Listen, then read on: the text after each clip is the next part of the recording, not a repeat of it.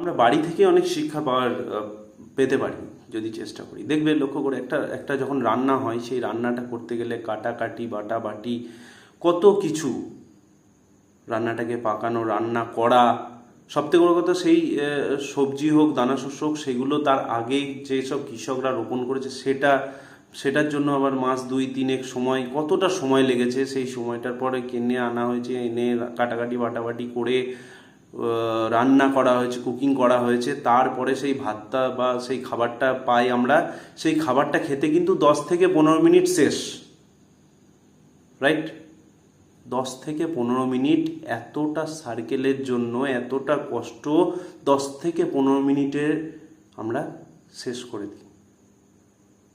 তাই হঠাৎ করেই ফল আসবে না, অত সোজা নয়, হঠাৎ করেই ফল পাবে না।